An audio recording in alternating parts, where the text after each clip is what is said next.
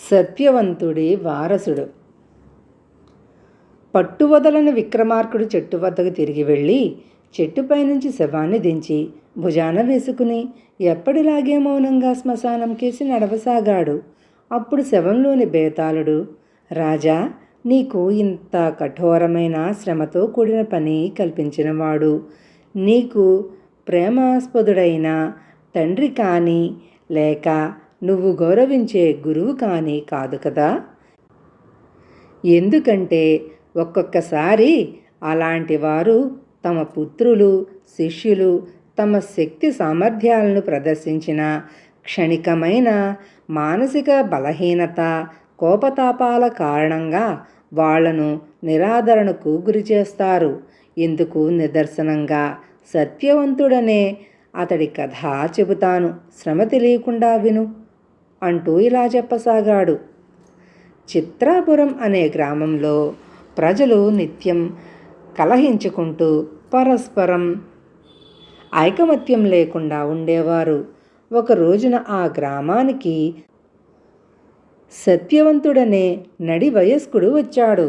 ఆయన అనారోగ్యంతో బాధపడుతూ ఇక ప్రయాణాన్ని కొనసాగించలేక ఆ పూట ఆ గ్రామంలోనే ఏదో ఒక ఇంట బస చేయాలనుకుని దారి వెంట పోతున్న వాడిని అడిగాడు. వాడాయనకు చేతులు జోడించి, అయ్యా, నేను పేదవాణ్ణి, నాకే నిలువ నీడలేదు. పగలంతా ఆ ఇంట ఈ ఇంట పని చేసుకుంటూ రాత్రిపూట ఏ చెట్టు కిందనో పడుకుంటూ ఉంటాను. తమరు ఆ పక్క వీధిలోని చెంగయ్య గారింటికో ఈ పక్క వీధిలోని చెంచయ్య గారింటికో వెళ్ళండి, మీకు బస చేయడానికి తప్పక ఆశ్రయం దొరుకుతుంది అన్నాడు. సత్యవంతుడు అవస్థపడుతూ ఆ పక్క వీధికి వెళ్ళి ఇంటి తలుపు తట్టి తలుపు తీసిన మనిషిని, చెంగయ్య గారిల్లిదేనా అని అడిగాడు. ఆ మనిషి కోపంగా, నా పేరు చెంగయ్య, నా ఇంటికొచ్చి ఆ చెంచయ్య పేరెత్తే ధైర్యం ఈ ఊళ్ళో ఎవరికీ లేదు. నువ్వు కొత్తవాడిలా కనబడుతున్నావు కాబట్టి క్షమిస్తున్నాను, వెళ్ళు అన్నాడు. సత్యవంతుడు తన పరిస్థితిని చెంగయ్యకు వివరించి చెప్పి ఆశ్రయం అడిగాడు. చెంగయ్య తల అడ్డంగా ఊపి, ఎవరో ఇద్దరి పేర్లు చెబితే నా పేరు మరవడమే కాకుండా ఆ చెంచయ్య పేరు గుర్తుంచుకున్నావు. నీకు నేను ఆశ్రయం ఇవ్వను, పో అనే తలుపులు గభాలున మూసేశాడు. సత్యవంతుడు వాకపు చేసుకుంటూ చెంచయ్య ఇంటికి వెడితే, ఈ ఊళ్ళో చెంగయ్య ఇంట ఎవరడుగు పెట్టినా ముందే నాకు తెలిసిపోతుంది. ముందు వాడింటి తలుపు తట్టిన వాడికి నా ఇంట్లో ఆశ్రయం లభించదు, పో అన్నాడాయన. ఆ తర్వాత సత్యవంతుడు మరికొన్ని ఇళ్లలో ఆశ్రయానికి ప్రయత్నించాడు. కానీ చెంగయ్య, చెంచయ్య పొమ్మన్న వారిని గ్రామంలో ఎవరూ ఆదరించరట. తన దురదృష్టాన్ని నిందించుకుంటూ ఆయన చిత్రాపురం విడిచి వేరే చోటికి వెళ్ళాలనుకున్నాడు. కానీ ఒంట్లో శక్తి చాలక ఊరి పులిమేరలో ఒక చెట్టు కింద చితకబడ్డాడు. కొంతసేపు గడిచాక అంతకుముందు చెంగయ్య, చెంచయ్యల గురించి చెప్పిన వాడు అక్కడికి వచ్చి, అయ్యా, నీ గురించి జరిగిందంతా విన్నాను. నువ్వు చెంగయ్య, చెంచలయ్యలతో గొడవ పడి వచ్చావు కాబట్టి ఈ చెట్టు కింద ఉన్న గొడవ కావచ్చు. ఆ కనిపించే పొదల వెనుకకు పోయి విశ్రాంతి తీసుకో అని చెప్పాడు. సత్యవంతుడు పొదల మాటకు వెళ్ళాడు. ఎక్కడా కూర్చునేందుకు కూడా వీలు లేకుండా రకరకాల మొక్కలు నేలంతా పరుచుకుని ఉన్నాయి. అక్కడ ఆయన పడుకునేందుకు కొంత నేల శుభ్రం చేశాడు. అప్పుడు పొదల్లో నుంచి 2 నల్లత్రాచులు బయటికి వచ్చి పడగ విప్పి వెళ్ళిపోయాయి. అవి తననేమీ చేయనందుకు సత్యవంతుడు సంతోషించి అక్కడే పడుకుని నిద్రపోయాడు. మర్నాడు నిద్ర లేచేసరికి సత్యవంతుడు తననొక కొండ చిలువ చుట్టుకుని ఉండటం గమనించాడు. అయితే ఆయనలో కాస్త కదలిక రాగానే కొండ చిలువ ఆయన్ను విడిచిపెట్టి వెళ్ళిపోయింది. ఒక రాత్రంతా కొండ చిలువ తనను చుట్టుకుని ఉన్నదని గ్రహించగానే సత్యవంతుడికి ఒళ్ళు జలధరించింది. అయితే అంతకు మించిన మరొక విశేషం ఆయన గమనించాడు. ఇప్పుడు ఆయనలో అనారోగ్యపు ఛాయలు కూడా లేవు. మనిషిలో ఎక్కడ లేని ఉత్సాహం వచ్చింది. అక్కడ పొదలలో అంతవరకు ఎవరికీ తెలియని ఓ ఔషధులు ఉండాలని అనుమానించి ఆయన పరీక్షించి చూసి రూఢి చేసుకున్నాడు. ఆ సమయంలో దాపులా పెద్ద కలకలం వినిపించింది సత్యవంతుడికి. ఆయన పొదల మాటు నుంచి బయటకు వచ్చాడు. అక్కడ చాలామంది జనం 2 గుంపులుగా విడిపోయి దెబ్బలాడుకుంటున్నారు. వాళ్ళ మధ్య 2 యువకులు స్పృహ లేకుండా పడి ఉన్నారు. జరిగిందేమిటంటే చెంగయ్య కొడుకు చెంచయ్య కొడుకు మాట అనుకుని కర్రలతో కొట్టుకున్నారు. దానితో 2 గాయపడి ప్రాణాలతో ఉన్నారు. ఇది చూసి ఉగ్రులైపోయిన చెంచయ్య చెంగయ్య తమ జనాన్ని కూడగట్టుకుని దొమ్మి యుద్ధానికి దిగారు. సత్యవంతుడు యువకుల కేసు పరీక్షగా చూసి, వీళ్ళ ముఖాల్లో ఇంకా జీవకళ ఉన్నది. దయచేసి మీ దెబ్బలాట ఇంతటితో కట్టిపెట్టండి, నేను వీళ్లకు వైద్యం చేస్తాను అన్నాడు. అంతే, గొడవ ఆగిపోయింది. చెంగయ్య చెంచయ్య సత్యవంతుణ్ణి గుర్తుపట్టి, నిన్నటికి నువ్వే రోగిష్టివాడివి, నీ వల్ల వైద్యమేమవుతుంది అన్నారు. ఇందుకు సత్యవంతుడు కోపగించుకోకుండా, మీరు కక్షల్లో కలహాల్లో మునిగిపోయి ఊరిలోని విశేషాలు తెలుసుకోకుండా ఉన్నారు. నేను అంతు తెలియని వ్యాధితో బాధపడుతూ జీవితం మీద విరక్తి పుట్టి భార్యా బిడ్డలను విడిచి హిమాలయాల దారి పట్టిన వైద్యుణ్ణి. ఇక్కడి అద్భుత మూలికలు నా జబ్బును ఒక్క రాత్రిలో మటుమాయం చేశాయి. ఆ మూలికలు క్రూర జంతువులను విషసర్పాలను కూడా సాధువులుగా మార్చేటంత గొప్పవి. అవి గుణప్రాణంతో ఉన్నవాడిని కూడా అమృతమై రక్షించగలవు అన్నాడు.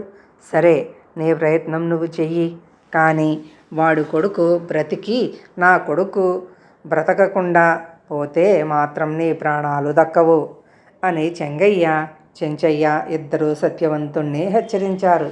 సత్యవంతుడు అందుకే మాత్రము చలించక ఆ యువకులిద్దరినీ పొదల మాటుకు తీసుకుని వెళ్ళి వైద్యం చేశాడు. కాసేపటికి 2 తేరుకున్నారు. అప్పుడు చెంగయ్య చెంచయ్య 2 ఎంతో సంతోషించి ఆయనను కొన్ని రోజులు తమకు అతిథిగా ఉండాలని బలవంతపెట్టారు. ఈ గ్రామంలో నా ఆరోగ్యం బాగుపడింది కాబట్టి నేను ఈ గ్రామానికే అతిథిని. గ్రామంలో ప్రతి ఒక్కరూ అనారోగ్యంతో బాధపడుతున్నట్టు కనబడుతున్నది. అందుకు చికిత్స చేయడం నా బాధ్యత. కొంతకాలం ఇక్కడే ఉంటాను అన్నాడు సత్యవంతుడు. సత్యవంతుడు వైద్యుడే కాక మహాపండితుడు కూడా. తన జ్ఞానంతో ఆయన అక్కడి వారిలో అసూయాద్వేషాలను పోగొట్టాలని నిర్ణయించుకున్నాడు. మెదడు లేని జంతువులను మూలికలతో అదుపు చేసినట్లే మెదడున్న మనుషులను సుభాషితాలతో అదుపు చేయవచ్చునని గ్రహించి ఆయన ప్రతిరోజు గ్రామస్తులను ఒక చోట చేరదీసి ప్రాచీన గ్రంథాల్లోని మంచి మాటలు, మహాపురుషుల కథలు వారికి చక్కగా వివరించి చెప్పేవాడు. క్రమంగా అక్కడి వారిలో మార్పు వచ్చింది. చిత్రాపురంలోని వ్యక్తుల ప్రతిభ బయటపడి దానికి పొరుగు గ్రామాల్లో గుర్తింపు వచ్చింది. ఏడాది తిరిగేసరికి ఆ గ్రామంలో అందరికీ ఆదాయం పెరిగింది. అప్పుడు సత్యవంతుడు తానిక వెళతానన్నాడు. కానీ గ్రామస్తులందరూ ఏకకంఠంతో ఆయనను గ్రామాధికారిగా ఉండమని కోరారు. సత్యవంతుడు అందుకు అంగీకరించక, మీలో ఎవరో ఒకరిని గ్రామాధికారిగా చేసుకోండి అన్నాడు. అందరూ కూడబలుక్కుని, మాలో ఏ ఒక్కరిని గ్రామానికి నాయకుడిగా అంగీకరించలేం. అలా చేస్తే తిరిగి మాలో అసూయాద్వేషాలు రేగిపోయి అధ్వాన స్థితికి చేరుకుంటాం అన్నారు. సత్యవంతుడు కొంతసేపు ఆలోచించి, నాకు వేరే బాధ్యతలున్నాయి, నేను నా వారసుడిని ఇక్కడికి పంపిస్తాను, వాడిని గ్రామాధికారిని చేయండి అని చెప్పాడు. అయిష్టంగానే అందరూ దీనికి అంగీకరించారు. సత్యవంతుడు తన ప్రాంతానికి తిరిగి వెళ్ళి తన ఇంట్లో జరిగినదంతా చెప్పి సత్యశీలుడనే తన కొడుక్కు గ్రామాధికారి కావడానికి శిక్షణనిచ్చాడు. అయితే సత్యశీలుడికి ఒక్క పట్టాన పరిపాలనా వ్యవహారాలు అర్థం కాకపోవడం వల్ల సంవత్సరాలు గడిచినా ఆయనకు వాడి పట్ల తృప్తి కలగలేదు. 5 సంవత్సరాలు అలా గడిచాక ఆయన సత్యశీలుడితో, నువ్వు చిత్రాపురం వెళ్ళి నేనిచ్చిన ఉత్తరం చూపించి అక్కడ గ్రామాధికారివై సమర్థవంతంగా ఆ గ్రామాన్ని పాలించు. ఆ తరువాత నేను వచ్చి నీవెలా పాలిస్తున్నది పరీక్షిస్తాను అని చెప్పాడు. సత్యశీలుడు చిత్రాపురం వెళ్ళేసరికి గుణనాథుడనేవాడు తనే సత్యవంతుడు వారసుడినని చెప్పుకొని గ్రామాధికారి అయినట్లు తెలిసింది. ఆ విధంగా వాడక్కడ చేరి 4 సంవత్సరాలకు పైనే అయ్యింది. సత్యశీలుడు తన వద్ద ఉన్న ఉత్తరంతో చెంగయ్య ఇంటికి వెళ్ళి జరిగింది చెప్పాడు. చెంగయ్య ఆశ్చర్యపడి కొంతమంది గ్రామస్తులను వెంటబెట్టుకుని గుణనాథుడింటికి వెళ్ళి సంజాయిషి అడిగాడు. గుణనాథుడు చలించక, నేనే సత్యవంతుడి వారసుణ్ణి, ఈ విషయం ఆయనే స్వయంగా వచ్చి చెప్పగలడు అన్నాడు.